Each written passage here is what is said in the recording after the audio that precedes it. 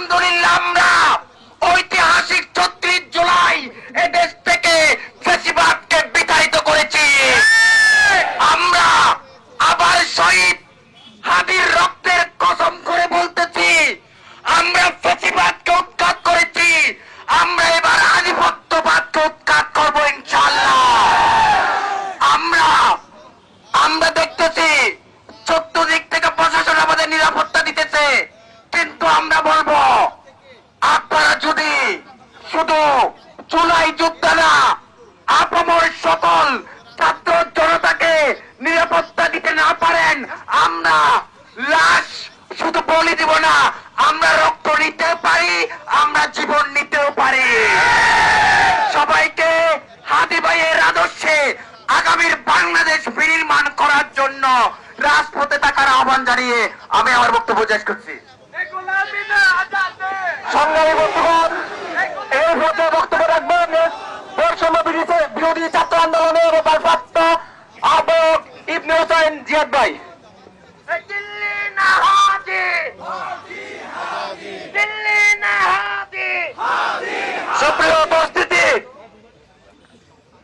আমরা গতকালকে পরশু সিএমপি কমিশনার থেকে 16 থানায় অর্ডার দেওয়া হয়েছে জুলাই গণঅভ্যুত্থানে যারা নেতৃত্ব দিয়েছে তাদেরকে নিরাপত্তা দেওয়ার জন্য।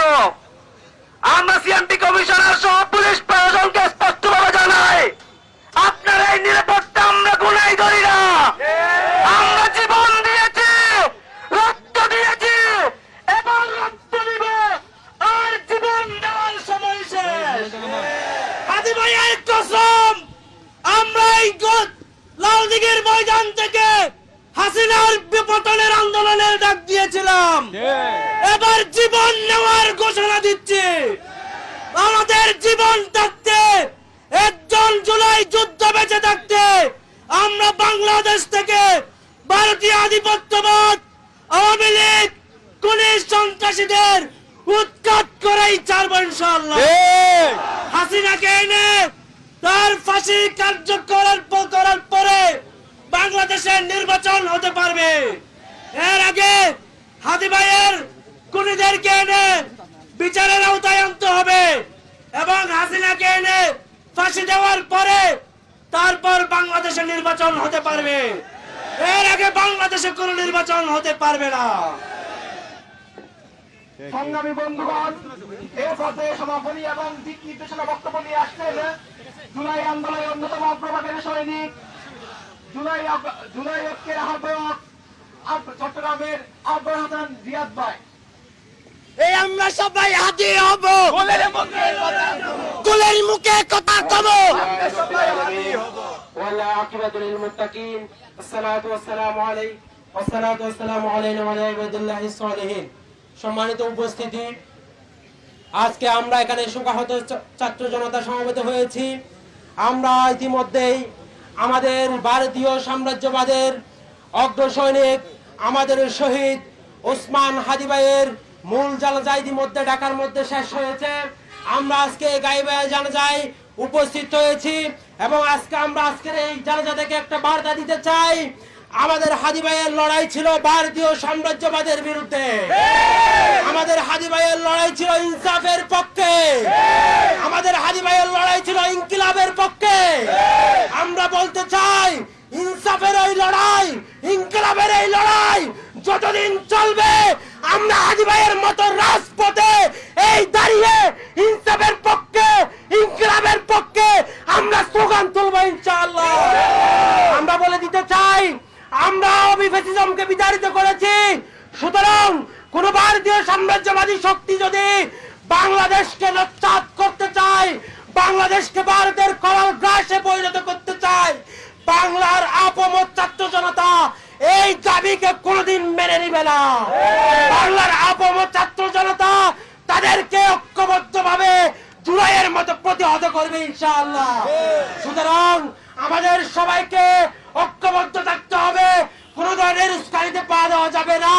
আমাদের আজকের জানাজার মাঠ থেকে আমরা একটা বিক্ষোভ মিছিল বের করব।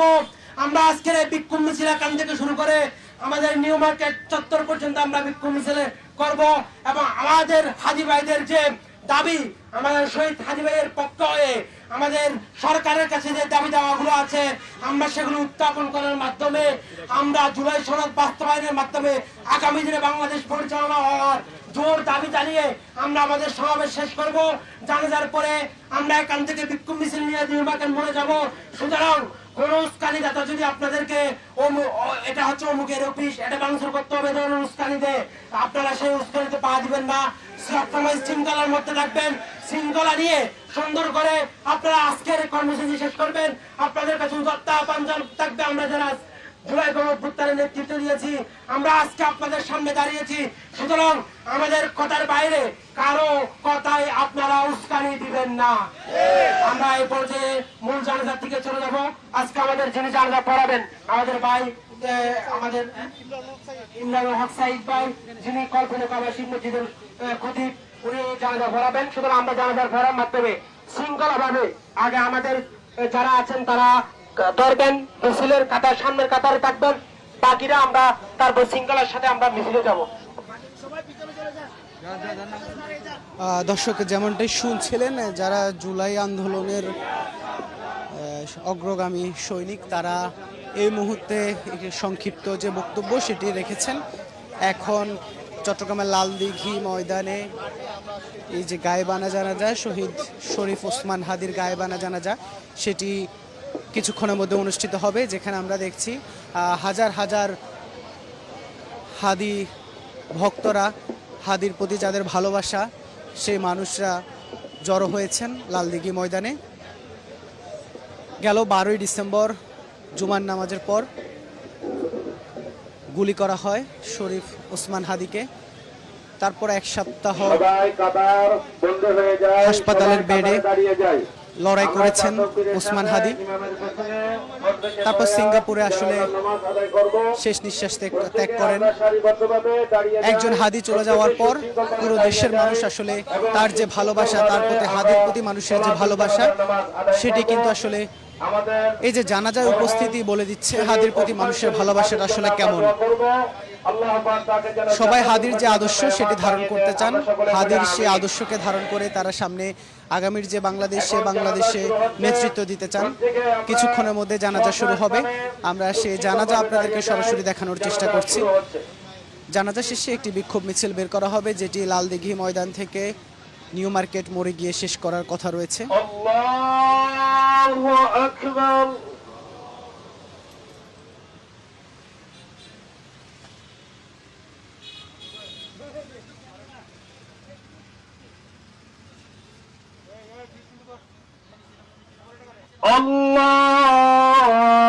আল্লাহু আকবার।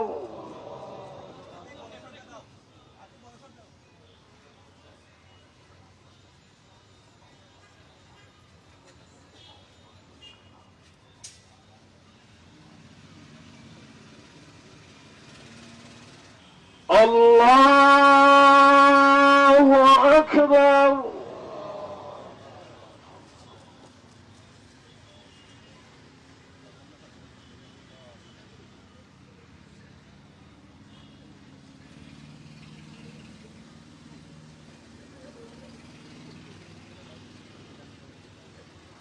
আল্লাহু আকবার। আসসালামু আলাইকুম ওয়া রাহমাতুল্লাহ। আসসালামু আলাইকুম ওয়া রাহমাতুল্লাহ।